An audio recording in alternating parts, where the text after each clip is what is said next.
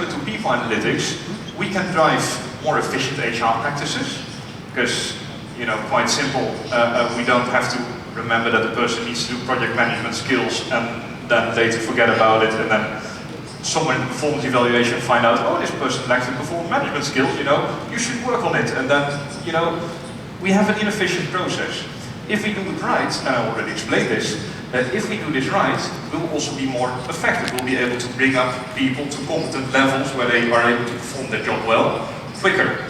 And in the end, we'll be able to create more strategic value. So if people are able to do the job, if they are engaged, we are able to connect what they are doing with the business outcomes, and in the end create a better return on investment. We're able to boost the firm as HR. In our HR practices, we're able to boost the firm financially. So when I talk about digital HR, I always think about these three key enablers. So this is a limited, this is not a comprehensive list. There are more HR enablers, of course, but these HR enablers show. First of all, HR technology. When we talk about digital HR, the first thing we think about are these handsome and these smart tools that we see all around us and that different companies are trying to sell to us. Very awesome technology, but it's not always very practical. That's a whole other story, and I won't touch that. We also have HR data and analytics.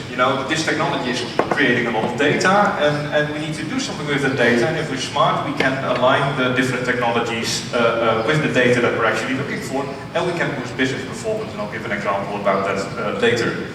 And we're talking about digital competencies. So the question is, do we, in our organization, have the competencies that we need in order to solve HR problems?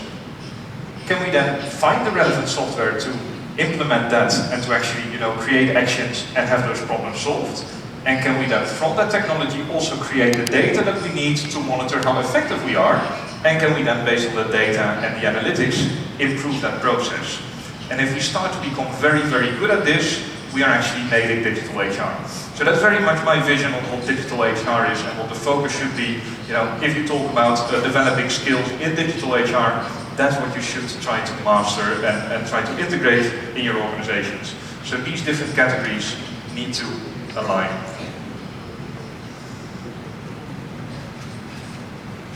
There we go again. It's about aligning the different phases in the employee journey. And I think that's the interesting point. If we are able to map those different phases in the employee journey, and we're able to those critical points for employees, their first experience when they come in for an interview, their onboarding, the first performance appraisal, or basically every performance appraisal, because that's always one of those moments that you remember for the next few months. Usually, unless it's very good, and then you remember it in a good way. Those moments are the moments that matter, and I think with digital HR, it's about mapping those key moments first of all into actions. When we talk about onboarding, we're not creating a tool that says, oh, awesome that you're here, and that's it. No, we want to create actions. We want them to have to sit down with the manager in preferably the first day, but in the worst case, in the first week. And if there's not a sit down with the manager in the first week, the chance of the employee quitting early on is much higher. We want them to meet their colleagues. We want them to have coffee with different people. We want them to maybe have a quick lunch or a coffee with the boss, because that person we want that person to be valued, etc. So with digital HR, we want to create actions. At the same time, with digital HR, we want to create data. We want to see, what did we do and what didn't we do, and how can we then improve based on the data, based on those measurements. And that brings us to the purpose again of metrics and data. We want to use metrics and data to find out how we are performing and to increase, to optimize this performance. And then I think the circle is round, and that brings us to the connection of how people analytics connect with digital HR. So that's a big question. How do people analytics and digital HR go together? Well, first of all, I think, and I'm starting at the right, both should align to keep the end in mind. Any HR technology that we implement, all the data processes and all the analytics should start with value creation. So what are we trying to achieve in the organization? What are our strategic objectives? If we know those strategic objectives, then we can start to think, hey, what activities do we need to take in HR in order to create that value? You know, sometimes you have an organization that wants to grow very quickly, and sometimes you have an organization that has very small profit margins. And the way you do HR and the way you look at technology and the data that you capture will be different based on those organizations. So both digital HR and people analytics should start with the end in mind. They should also work together. They should aim to co-create in order to deliver business value. So, you know, if you buy a piece of HR technology, a lot of our companies, if they start with a people analytics team, the team is first taking a look at the data, finding out that the data is quite messy, and then the next 2-3 years we're trying to optimize the data. What if we start with a design process where we think, hey, what is the data that's relevant? How can we implement the systems that collect that data? Because if we do that in a much more structured way, as you saw earlier, then you actually have also a better system and you actually capture the relevant data. Digital HR, in a sense, and I think this is a very important notion, the technology that you use creates the data that is generated. So when we talk about people analytics and digital HR, there is a big need for integration. And again, both people analytics and digital HR aim to align HR activities with business outcomes.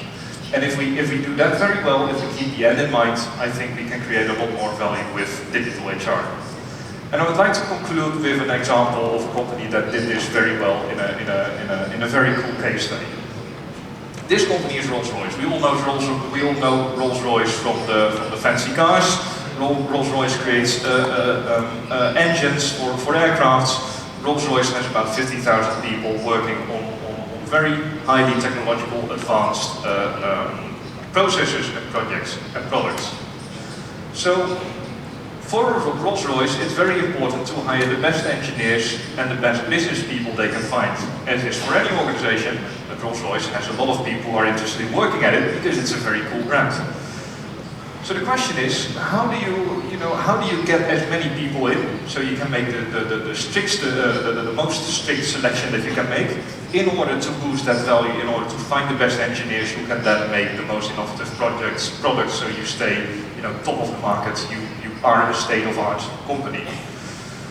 What they saw at Rolls-Royce is they had one of those, and you probably all know them, online forms where you could digitally apply to the organization.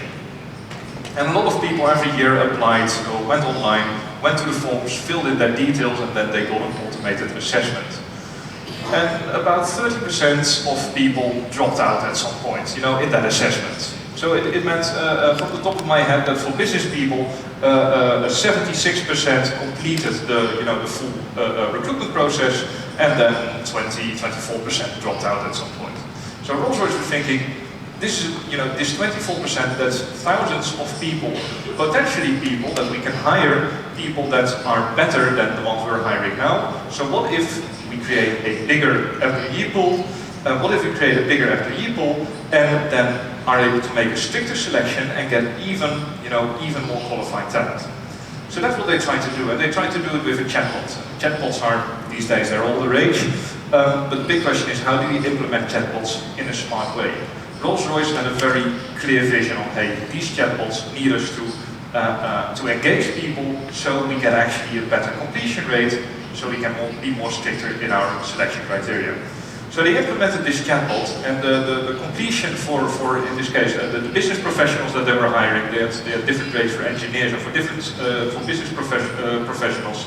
Business professionals went from, the top of my head, from 76% completion rate to 96% completion rate.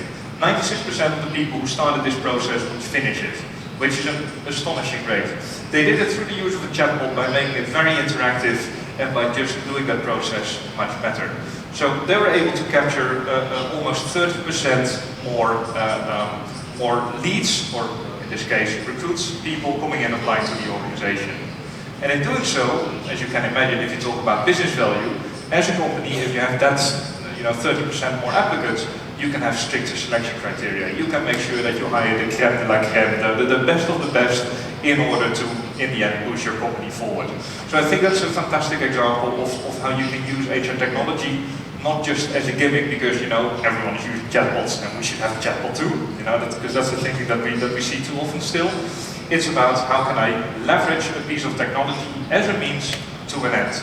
You know, and then by implementing that HR technology, we create data, we can optimize the customer, or in this case, the recruitment process is an applicant process, we can optimize it, and through this continuous optimization, we can get to a percentage of 96% completion rate. And I think this is a fantastic example that I would like to conclude on how you can leverage technology and digital HR with data and analytics in order to create value. You know, not only do a better job as HR, but also boost the value of the organization. I'm Eric van Vulpen, thank you very, very much.